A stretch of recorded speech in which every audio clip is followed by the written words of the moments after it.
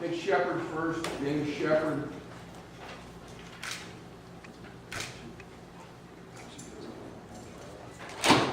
You want to talk to your client about the issue?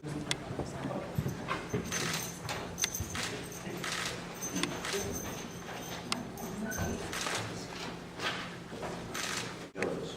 Mr. Jones, what is your occupation? I'm a detective with the Alliance Police Department. How long have you been a police officer, sir? 21 years. Were you so employed on the last Monday, August 8th, 2011? Yes, I was. Were you called to 491 West Oxford in the city of Alliance, Stark County, Ohio? Yes, I was. Why? Patrol had called for help. They had a crime scene, and I asked for technical assistance. What did you do first, sir?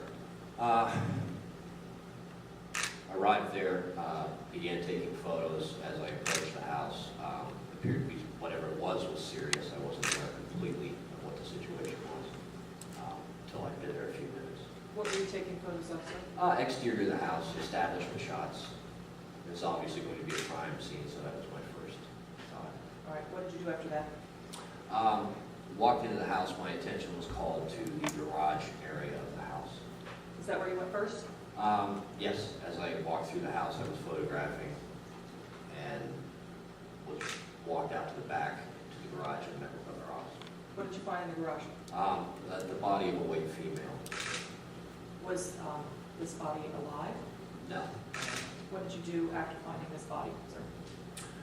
We secured the crime scene of the house, locked it down, posted someone to the back, posted someone to the front, crime scene tape, and some of the Stark County Crime Lab and the coroner's office. What was your job after this was all done, sir? My job at that point was we were going to await a search warrant to go further into the house. So in the meantime, I spoke with relatives of what turns out to be the victim, in this case, the mental illness. After the search warrant was secured, what did you do? I went back to the house briefly, and then I went to Alliance Community Hospital where the defendant, Mr. Stutler, was at. All right, is he here today? Yes, seated at the defense table in the red jumpsuit. What did you do at the Alliance Community Hospital? Mr. Stutler was in a private room there in the emergency room. I walked in, everything was being tape recorded already. I asked Mr. Stutler if he recalled earlier, I'd been told he'd been read his rights, his Miranda rights. He said he had. I read them to him again. He acknowledged them, and then I asked him some questions. All right, My first question that I asked him was, why did that woman there have to die? And he responded, there was a demon inside of her. did he indicate who killed her? Yes, Who, please? he did. Okay, did he tell you how he did it? With his fists is what was his response, specific. All right, did he give you any other indication of how the event happened? As a result of what he believed was a demon, he assaulted her, later taking her body to the garage, the detached garage immediately to the rear of the residence. There was significant damage to the victim's face, and there was an attempt at dismemberment. All right. Did he tell you why that he did this? The demon, and was the reason for the killing. The reason that the victim was taken to the garage was that so she could be made new again, so that she could be resurrected. Did he give you any other reason why you took her to the garage? In a subsequent interview, yes. What was that, sir? In a subsequent interview at the county jail, he told me that he had taken the body to the garage to shield it from the children that were present. There were children present in the house. 5 of them. 5 children? Correct. Right. Were they still there when you arrived? Actually, the last one was being evacuated when I arrived. Did he tell you why he believed she had a demon? He implied that she had an addiction to certain drugs, including methadone, and that she was preoccupied with the money. Do you know the relationship between the two of them? Cohabitation. A few weeks they've been cohabitating there. At this residence? Yes. All right. You said that you had a second interview with him. When was that, sir? That was the following day on, I believe it would have been the 9th, Okay. at the Stark County Jail. All right. And you have also charged him with tampering with evidence. Why is that, sir? During the second interview, Mr. Stutler was very matter of fact and actually told us he was going to be helpful.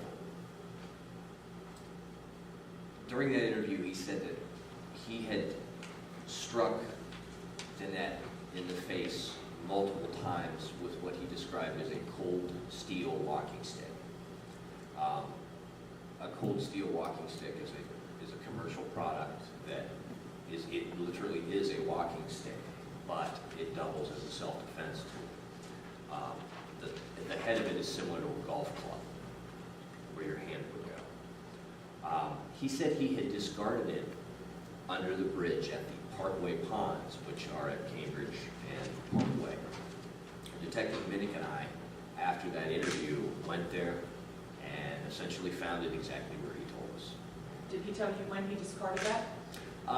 Not specific, but I believe it was when the brief period of time that he had left the scene briefly. When did he leave the scene?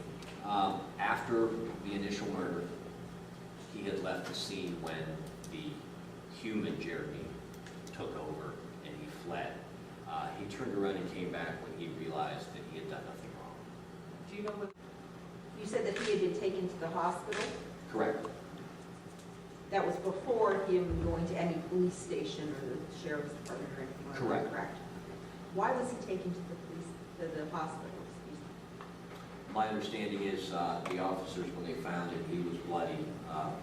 Where he was at in there in the living room there was a tremendous amount of blood surrounding him. And he was being sort of incoherent, babbling about certain Bible passages and that sort of thing. Was he taken to the hospital for physical injuries or for a mental state? He had some cuts and such. I think their primary concern, and I'm speculating, but I wasn't there, was that he needed to be looked at. Because he's bloody, surrounded by a crime scene, battling incoherently with biblical passages. Spoke with Jeremy at the hospital. Yes. You said that you reread him his Miranda rights, correct? And that he waived those rights, correct? Yes. And all of that is on tape, Yes. audio tape? Yes, it is. Okay. And did he sign any documents waiving those rights? No, At that did not sign any document. Okay. He's in a room in the emergency room of the hospital, correct? Correct. Was he secured in some fashion? Yes. And how was that, please? It was either handcuffs or 4-point restraints. I can't remember. It was arms and legs. To a bed? Yes. Currently where? Yes, ma'am. Okay. At that time, did you observe any wounds on Jeremy? Yes. And I Where? photographed several of Okay. Where? them. There were some, I noted some blood, some specks of blood on different parts of his body. Took pictures of those. He had a wound on the palm of his hand. And he had a wound on his foot that was a fresh suture that during the second interview, he explained to me was the result of the final kick to Danette's head, where it had cut his foot. Okay. Speaking with him at the hospital, He seemed very tired. was he still quoting biblical passages? Philosophical. He was philosophical, Okay. would be the word that I would use.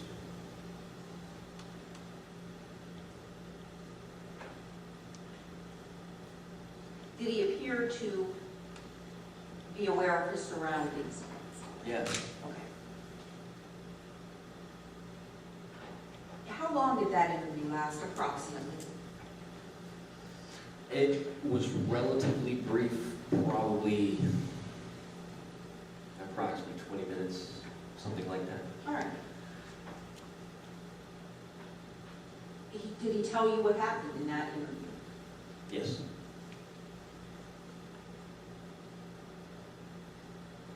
What did he tell you? That, and I'm paraphrasing, that the murder had occurred because she was essentially possessed by a demon. Had he planned this for a while? He didn't detail that, no. Did you ask him about that? Not specifically, if he had planned it, no. He intended to cause her death? Yes. In fact, the way I phrased the question was, he insinuated that he was releasing a demon by killing her. I asked him if there was no other option, and he said there was no